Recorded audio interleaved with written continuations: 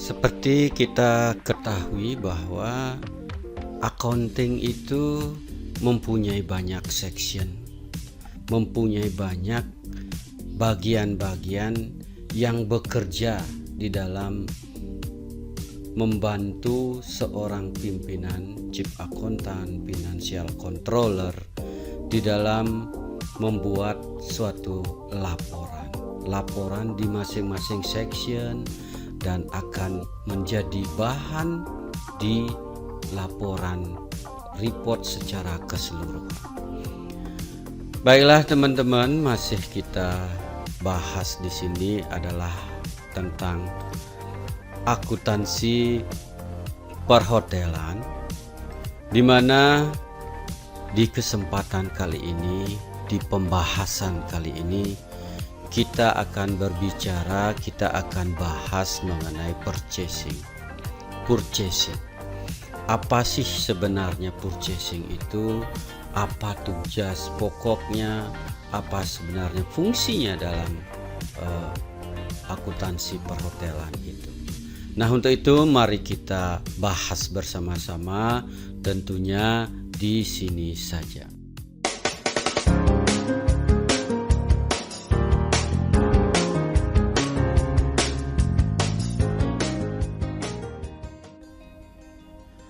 Seperti apa yang sudah saya katakan tadi, apa sih sebenarnya purchasing?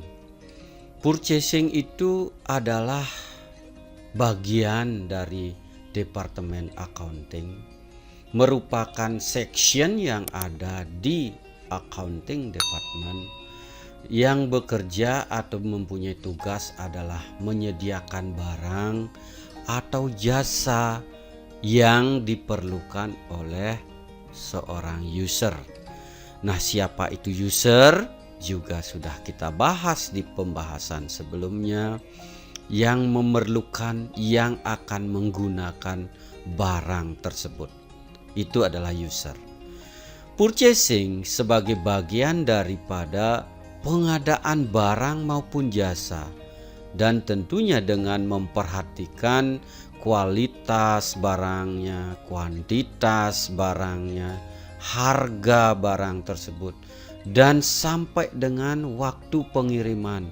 Kapan? Karena apa? Pasti akan dituntut oleh user.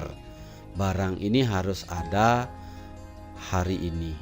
Nah, itu tugasnya adalah seorang purchasing dari pengadaan barang.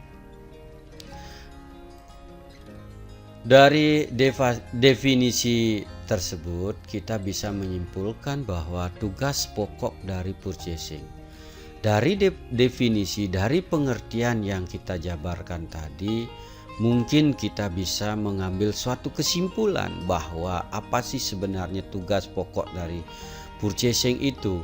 Yang pertama jelas itu adalah pengadaan barang maupun jasa. Kenapa selalu kita kaitkan dengan jasa? Karena di hotel ataupun di perusahaan-perusahaan manapun, jasa itu akan selalu mengiringi dari setiap operasional perusahaan.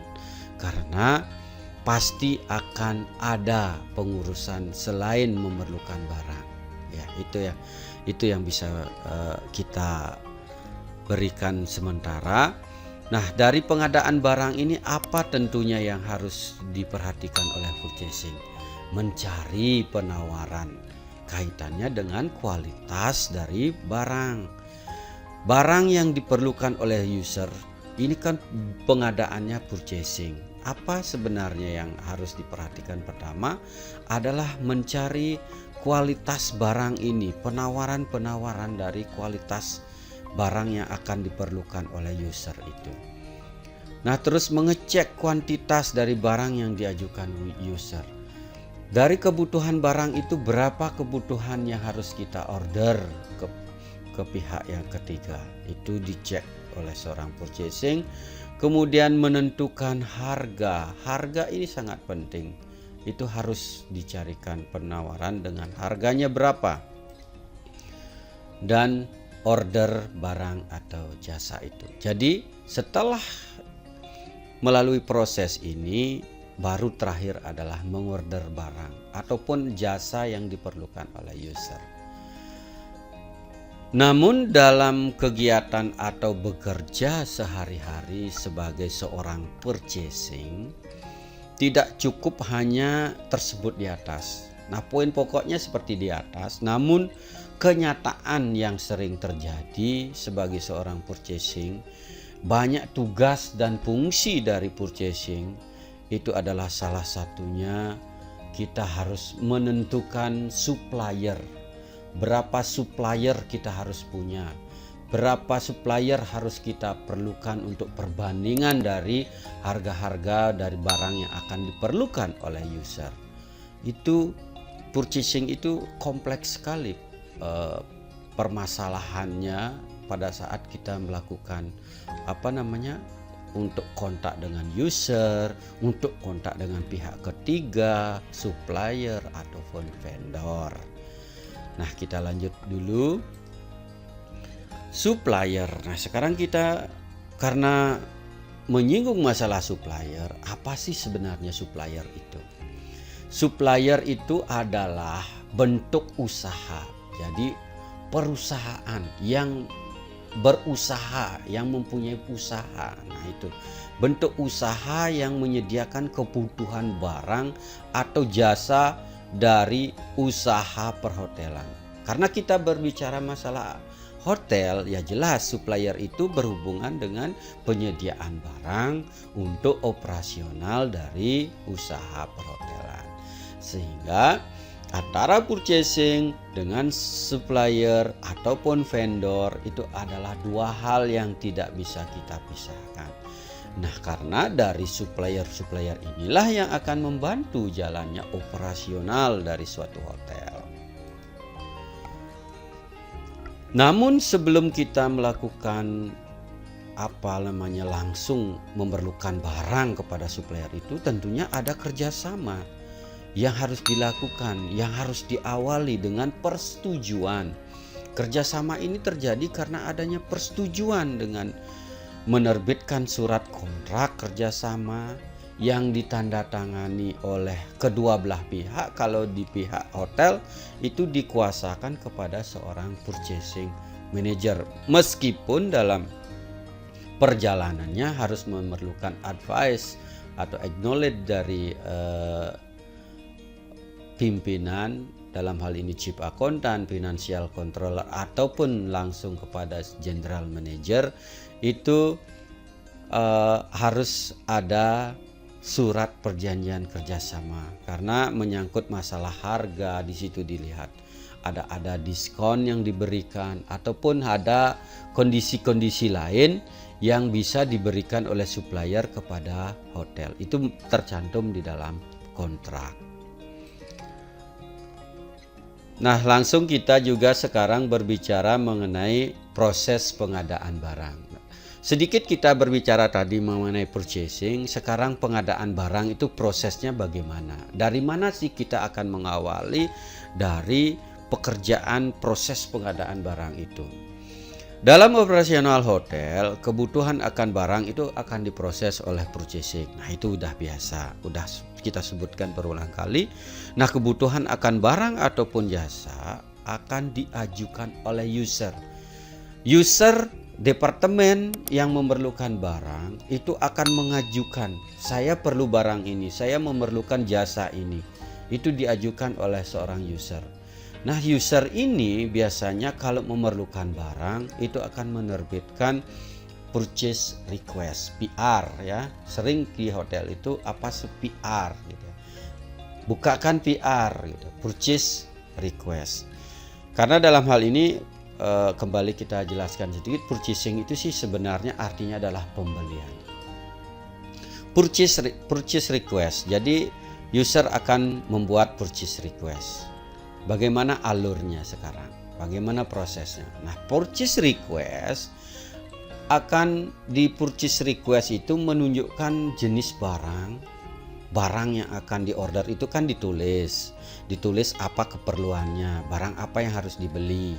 Nah, itu tulis jenisnya, itu kan jenis barang. Nah, sekarang menyangkut kualitas speknya berapa, apa kebutuhan barang ini, harusnya beli kayak gini, seri ini, atau merek ini. Nah, itu harus kualitasnya harus jelas. Sehingga purchasing itu tidak ragu untuk memesan barang itu. Apa sih kebutuhan barang yang diperlukan oleh user ini? Kok tidak jelas gitu ya. Makanya harus dijelaskan dalam description dari di purchase request itu. Serta jumlah ataupun kuantitas dari barang yang diperlukan. Kuantitinya berapa yang dia perlukan. Itu harus jelas semua.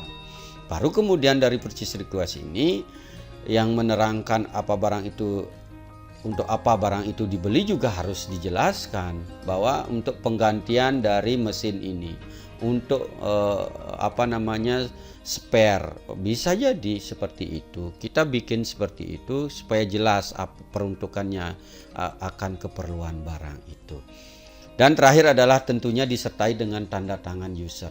Yang membuat purchase request itu harus menandatangani bahwa saya perlu barang ini. Siapa sih yang sebenarnya menandatangani? Boleh supervisornya ataupun kalau bisa adalah departemen headnya, manajernya dari departemen yang bersangkutan, dari departemen yang memerlukan barang tersebut. Nah, selanjutnya purchasing itu setelah ada purchase request, purchasing akan memproses.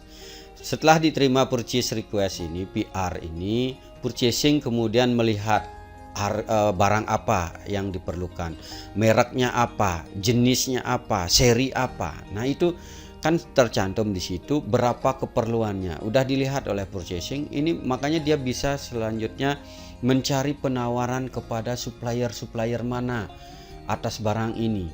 Paling tidak itu purchasing akan mencari 3 supplier dengan harga yang kompetitif. Jadi harga yang bersaing.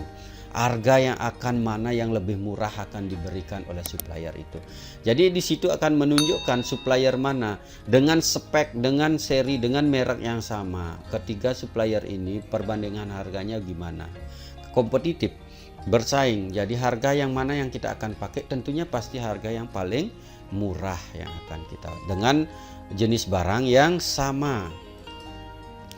Nah, harga sudah diperoleh, kemudian kan dicantumkan di PR itu oleh purchasing bahwa harga-harganya ini, yang mana lebih murah maka itu yang akan dipakai. Kemudian mintakan approval juga dari PR ini, boleh financial controller ataupun kalau ada chief accountant dan general manager. Dan kalau memungkinkan dari pembelian aset yang jumlahnya besar, yang nilainya besar, mungkin memerlukan tanda tangan owner, approval dari owner ya. Itu jelas harus alurnya seperti itu yang dia lakukan oleh seorang purchasing. Nah, dari peristiwa ini belum bisa kita bukukan karena belum merupakan peristiwa akuntansi, yang mana belum ada pengeluaran uang, belum ada yang namanya pengeluaran kas itu. Ini baru proses yang belum merupakan suatu peristiwa akuntansi, proses daripada pengadaan barang ini. Seperti itu. Meskipun sudah dilakukan input ke sistem, itu adalah untuk membuat satu PR, membuat satu purchase yang mana melihat supplier harganya berapa. Itu kan sudah tercantum dalam kontrak. Namun belum bisa kita bukukan. Selanjutnya, setelah mendapatkan persetujuan dari atasan, kemudian dibuatkan purchase order. Baru terbitlah PO. Ini memang dilakukan di sistem supaya link bisa diakses oleh receiving nantinya dalam penerimaan barang itu. Kemudian melakukan pembelian dengan supplier yang memberikan harga yang paling murah berdasarkan PR tadi. Jadi harga mana yang paling murah itu kita pakai supplier itu untuk membeli barang ini. Dari proses ini akan menjadi peristiwa akuntansi apabila saat permintaan akan barang atau jasa kita menghubungi supplier, di mana supplier ataupun vendor itu mengharuskan pembayaran deposit. Saat deposit akan dibayarkan, maka peristiwa ini baru dinyatakan sebagai peristiwa akuntansi.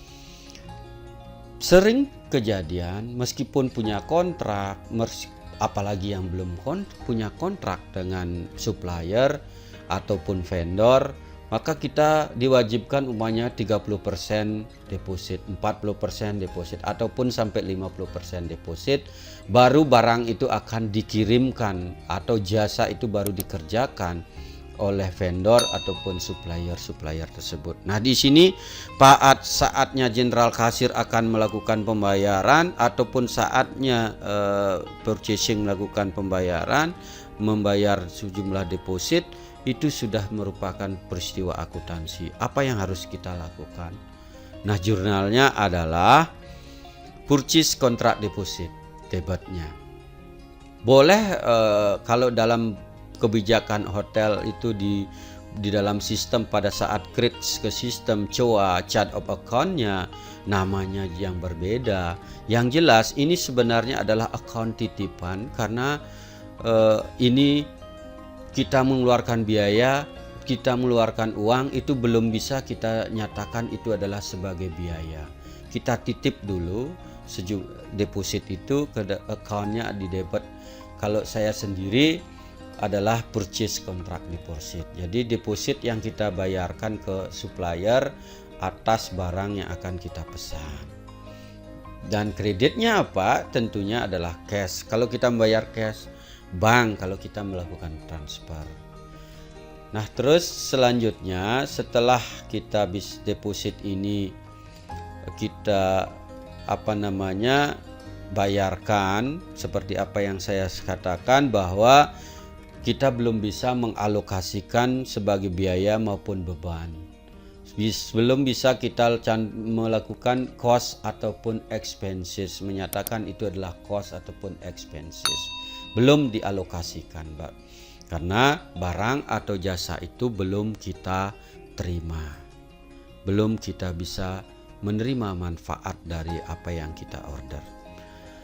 Nah, selanjutnya barang akan dikirim setelah deposit itu diterima oleh supplier ataupun vendor. Itu barang akan dikirim, jasa akan dikirim, jasa akan dilakukan dan diterima. Tentunya kita harus mengecek kualitas yang kita pesan, kuantitas yang tercantum dalam purchase order, dan harganya berapa. Itu kita bisa lihat dari invoice yang dikirim ataupun notanya yang dikirim.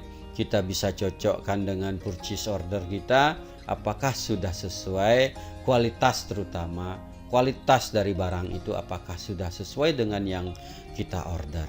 Nah, kuantitasnya berapa kita hitung, dan harganya terakhir, harga yang diberikan pada saat kita melakukan purchase request, membuat PR itu. Dan di purchase ordernya tercantum apa yang sudah dalam PR itu. Itu kita cek notanya apakah sesuai dengan harganya.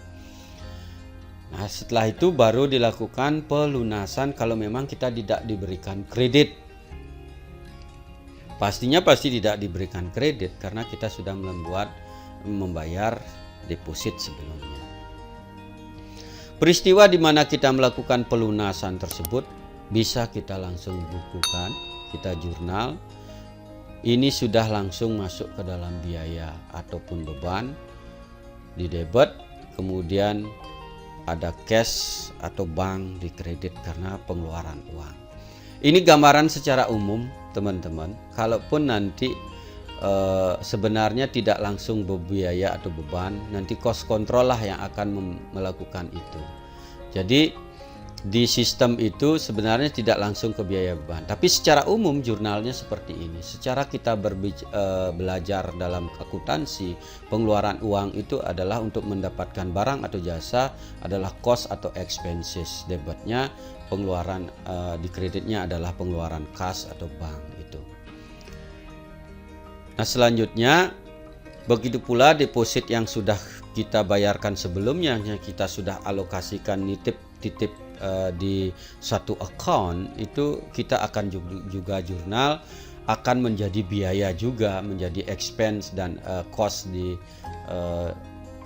debitnya adalah biaya atau beban, cost and expenses, dan kreditnya bukan lagi ke kas atau bank, tapi kreditnya adalah mengkredit purchase contract deposit yang sudah kita bukukan sebelumnya.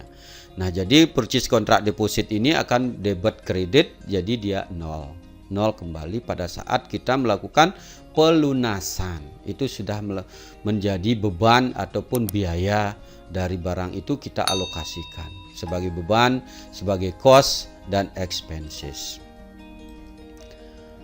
Barang atau jasa tersebut akan menjadi biaya atau beban saat barang atau jasa tersebut kita terima. Nah, seperti apa yang sudah saya jelaskan tadi. Seperti itulah kalau sudah melakukan pelunasan, otomatis deposit yang kita bayarkan pun akan menjadi biaya atau beban. Dan pelunasannya juga seperti itu. Jadi itulah barang itu akan utuh kembali nominalnya. Umpamanya harga 50 juta, 50% deposit sebelumnya kita sudah bayar, dan pelunasannya lagi 50%. Nah, pada saat pelunasan inilah menjadi utuh kembali, kita masukkan ke dalam biaya atau beban adalah 50 juta rupiah. Nah, itu perumpamaan. Nanti mungkin saya akan berikan contoh-contoh di dalam kita melakukan pengadaan barang ini. Nah, purchasing itu setelah kita tahu pengadaan barang itu, seperti juga jurnalnya sudah kita pelajari, kita bahas secara umum ya. Jurnal itu secara umum seperti itu yang kita pelajari sebelumnya, mungkin di bangku kuliah seperti itulah. Nah, purchasing tidak hanya melayani pengadaan barang dari purchase request, tidak dari PR aja. Nah, inilah kenapa purchasing itu kompleks sekali pekerjaannya. Dia itu harus juga pengadaan barang melalui marketplace yang dibuat oleh FBK, Food and Beverage Kitchen ini ya, produk ya, dari produk dia akan order barang itu dengan marketplace. Di marketplace itu sudah tercantum barang-barang foodnya seperti apa, keperluan foodnya seperti apa. Nah, di situ marketplace akan dibuat, diisi oleh chef, kemudian diserahkan kepada purchasing. Itu adalah sebagai kebutuhan di dapur ya, di kitchen untuk marketplace itu. Juga di samping marketplace adalah purchasing juga pengadaan barang dari cash purchase. Jadi melakukan pembelian secara cash. Itu biasanya juga tidak lewat PR ataupun bisa lewat PR gitu. Itu adalah sebuah kebijakan saja dalam suatu perhotelan. Nah, itu dari pengadaan barang itu biasanya tiga ini, PR, marketplace, dan cash purchase, itu yang dilakukan oleh purchasing dalam pengadaan barang.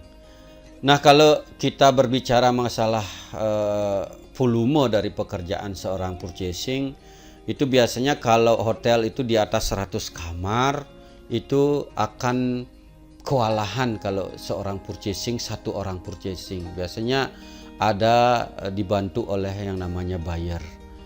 Sampai 150, 125, 100, di atas 100 lah. Itu pasti kompleks sekali pekerjaannya. Belum lagi untuk marketplace-nya, belum lagi untuk cash purchase-nya. Nah, ini cash purchase inilah buyer itu akan membeli barang keluar. Itu harus mengambil barang keluar, harus mengambil jasa dari perbaikan ini. Nah, itu jadi ada buyer yang khusus menghandle itu. Itu biasanya di hotel-hotel besar itu ada purchasing manager, ada adminnya purchasing, yang ada staff, ada buyer. Itu biasanya kalau hotel-hotel besar seperti itu, karena volume daripada pengadaan barang itu tinggi. Jadi user itu pasti akan memerlukan barang yang banyak ya. Jadi volume semakin banyak, otomatis orang yang bekerja pun harus menjadi banyak. Nah, sampai di sini dulu teman-teman. Mungkin masalah buyer kita akan bahas di pertemuan berikutnya. Begitupun mengenai detail pembukuan yang kita harus bukukan di dalam pengadaan barang ini. Di pembahasan kita selanjutnya kita akan lanjutkan. Kali ini kita cukupkan sampai di sini pembahasan kita. Seandainya pun teman-teman menemukan kesulitan, mari kita berdiskusi. Caranya gimana? Ya tuliskan di kolom komentar. Kita akan bahas bersama, kita akan sharing ilmu bersama sehingga wawasan kita semakin semakin banyak.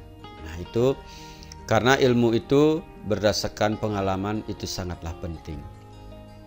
Nah, mudah-mudahan apa yang kita bahas itu mendapatkan bermanfaat bagi teman-teman.